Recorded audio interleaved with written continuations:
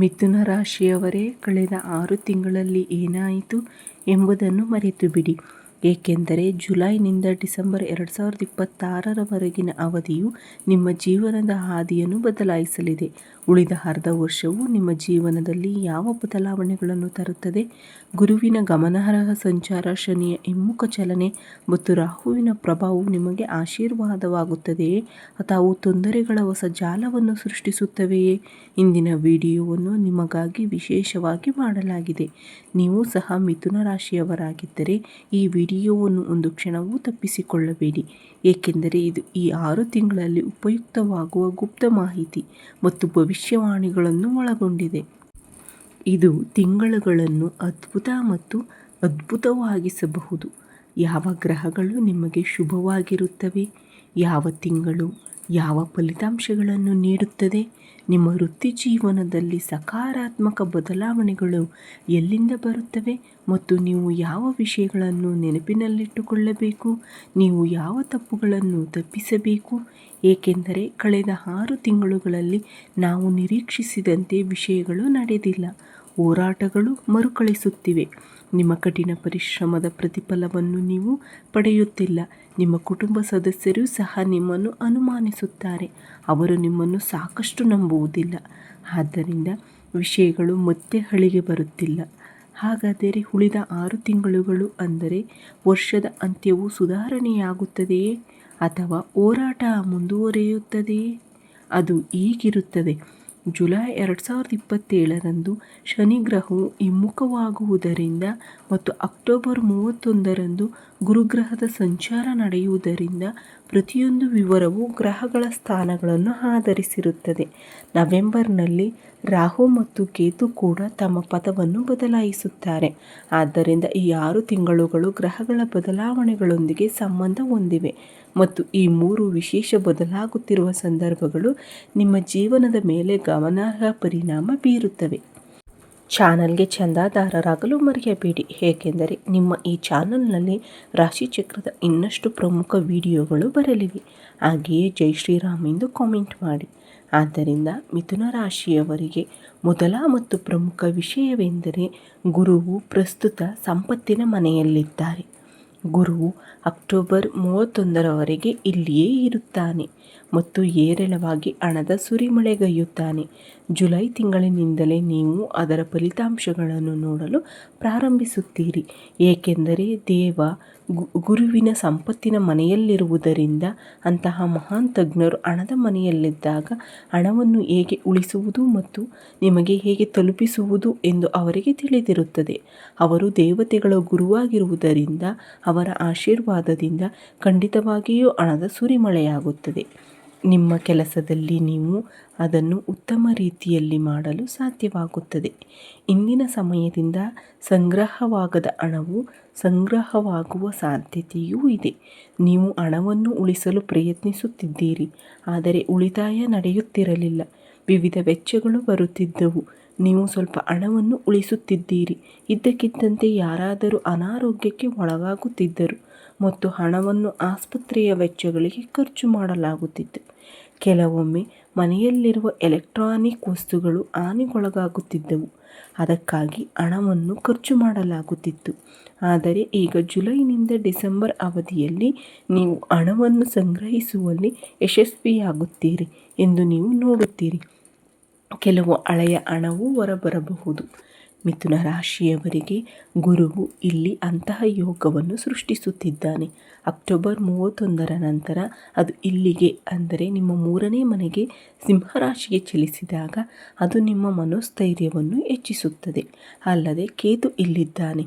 ಅಲ್ಲಿ ಕೇತುವಿನ ಉಪಸ್ಥಿತಿಯು ಗುರುವನ್ನು ಸ್ವಲ್ಪ ಮಟ್ಟಿಗೆ ಬಾಧಿಸುತ್ತದೆ. ಆದ್ದರಿಂದ ಅಕ್ಟೋಬರ್ 31ರವರೆಗಿನ ಈ ಅವಧಿಯು ಹಣಕ್ಕೆ ಸಾಕಷ್ಟು ಒಳ್ಳೆಯದು. ಹಣವನ್ನು ಉಳಿಸಿ.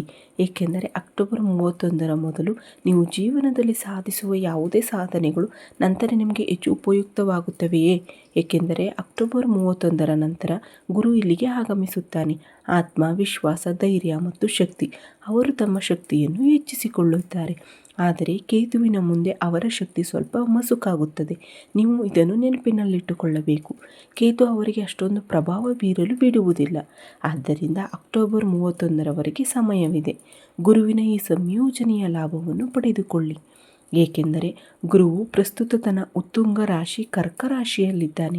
ಇದರ ನಂತರ ಸಂಭವಿಸುವ ಎರಡನೇ ಘಟನೆ ಶನಿದೇವರು. ಅವರು ನಿಮ್ಮ ವೃತ್ತಿ ಜೀವನದ ಮನೆಯಲ್ಲಿಯೇ ಇದ್ದು 6 ತಿಂಗಳು ಕೆಲಸ ಮಾಡುತ್ತಾರೆ. ಅಂದರೆ 10ನೇ ಮನೆಯಲ್ಲಿ ಶನಿದೇವರು ಕರ್ಮದ ಫಲವನ್ನು ನೀಡುವರು. ಅವರು ಶಿಕ್ಷೆ ನೀಡುವವರೂ ಆಗಿದ್ದಾರೆ. ಅವರು ನಮ್ಮ ಕರ್ಮಗಳ ಫಲವನ್ನು ನಮಗೆ ನೀಡುತ್ತಾರೆ. ಕೆಲವೊಮ್ಮೆ ತನ್ನ ದುಷ್ಟ ಕಣ್ಣಿನಿಂದ ಅವರು ವ್ಯಕ್ತಿಯ ಜೀವನವನ್ನು ತಲೆಕೆಳಗಾಗಿ ಮಾಡುತ್ತಾರೆ. ನಾನು ನಿಮಗೆ ಹೇಳುತ್ತೇನೆ, ಜುಲೈ 31ರಿಂದ ಬಂದ ತಕ್ಷಣ ಶನಿಗ್ರಹವು ಹಿಮ್ಮುಖವಾಗುತ್ತದೆ. ಅಂದರೆ ಅದು ವಿರುದ್ಧ ದಿಕ್ಕಿನಲ್ಲಿ ಚಲಿಸುತ್ತದೆ ಮತ್ತು ಅಲ್ಲಿಂದ ನೀವು ಅತಿಯಾದ ಆತ್ಮವಿಶ್ವಾಸವನ್ನು ಬೆಳೆಸಿಕೊಳ್ಳಬಹುದು ಎಂದು ನೀವು ನೋಡುತ್ತೀರಿ. ಜುಲೈ 27ರ ನಂತರ ನಾನು ಸರಿ ಎಂದು ನೀವು ಭಾವಿಸುವಿರಿ. ನಾನು ಏನು ಹೇಳಿದರೂ ಅದು ತಪ್ಪಾಗಲು ಸಾಧ್ಯವಿಲ್ಲ.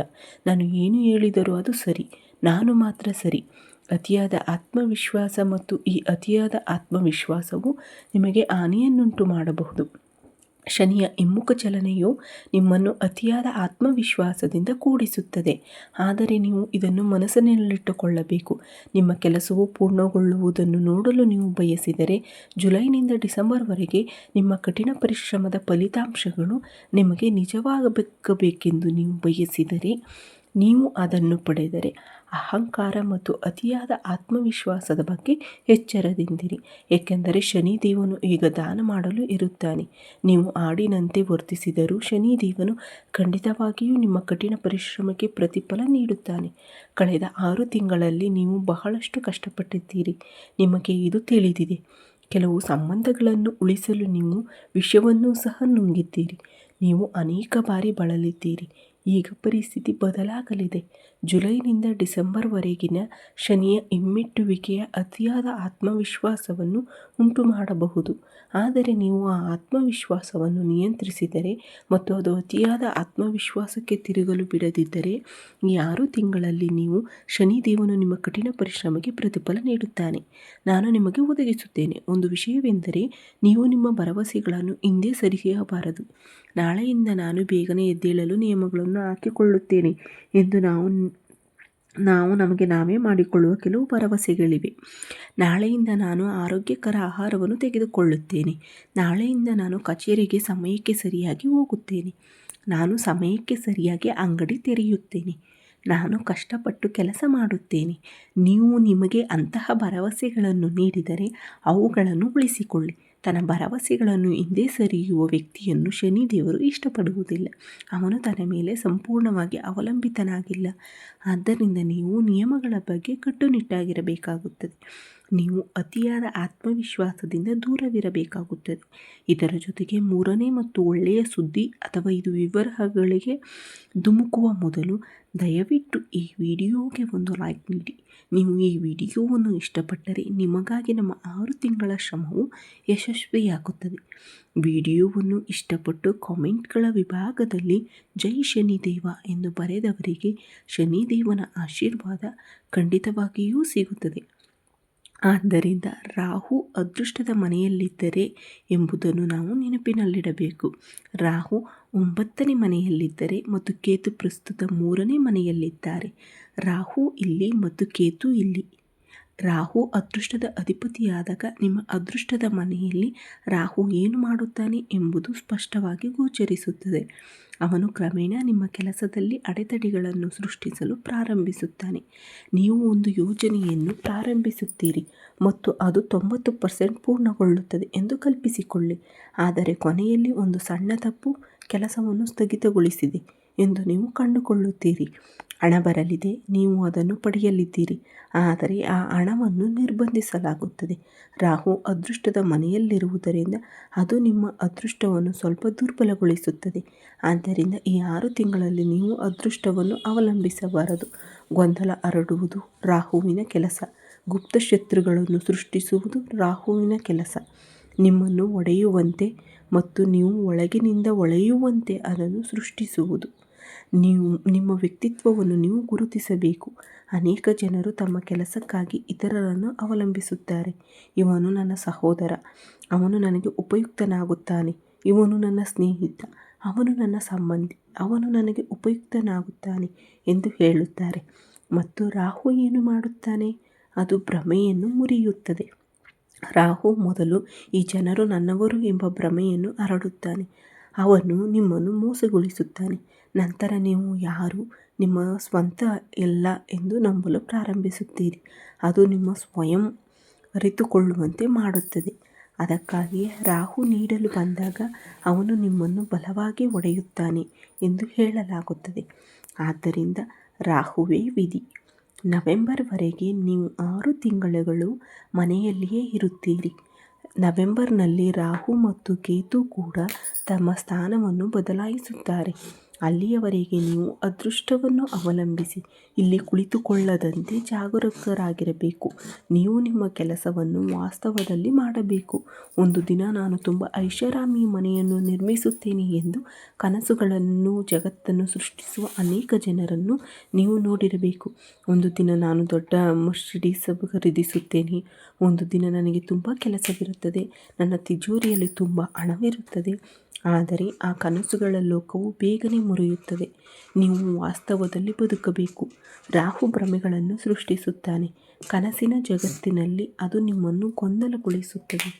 ಆದರೆ ನೀವು ಈಗ ಯಾರು ಮತ್ತು ನೀವು ಈಗ ಏನು ಮಾಡಬಹುದು ಎಂಬುದರ ವಾಸ್ತವವನ್ನು ನೀವು ಸಂಪೂರ್ಣವಾಗಿ ಒತ್ತಿ ಹೇಳಬೇಕು. ನಾನು ಅದೃಷ್ಟವನ್ನು ಅವಲಂಬಿಸುವುದಿಲ್ಲ, ನನ್ನ ಕಠಿಣ ಪರಿಶ್ರಮವನ್ನು ನಾನು ನಂಬುತ್ತೇನೆ. ಆಗ ರಾಹು ನಿಮಗೆ ಸ್ವಲ್ಪ ಹಾನಿ ಮಾಡಲು ಸಾಧ್ಯವಾಗುವುದಿಲ್ಲ ಮತ್ತು ಶನಿ ದೇವನೂ ಸಹ ಸಂತೋಷ ಪಡುತ್ತಾನೆ, ಏಕೆಂದರೆ ಅವರು ತಮ್ಮ ಕಠಿಣ ಪರಿಶ್ರಮವನ್ನು ಆಯುಧವಾಗಿ ಬಳಸುವವರ ಬಗ್ಗೆ ಸಂತೋಷ ಪಡುತ್ತಾರೆ. ಇದರೊಂದಿಗೆ ನಾನು ನಿಮಗೆ ಬಹಳ ಮುಖ್ಯವಾದ ಎಚ್ಚರಿಕೆಯನ್ನು ನೀಡಲು ಬಯಸುತ್ತೇನೆ. ಆ ಎಚ್ಚರಿಕೆ ಏನು? ಎಚ್ಚರಿಕೆಯಿಂದ ಆಲಿಸಿ. ಮಿಥುನ ರಾಶಿಯವರೇ, ನಾನು ನಂತರ ನಿಮಗೆ ಒಂದು ಪರಿಹಾರವನ್ನು ಒದಗಿಸುತ್ತೇನೆ. ನಾನು ರಾಹು ಮತ್ತು ಶನಿಗೂ ಪರಿಹಾರವನ್ನು ಒದಗಿಸುತ್ತೇನೆ.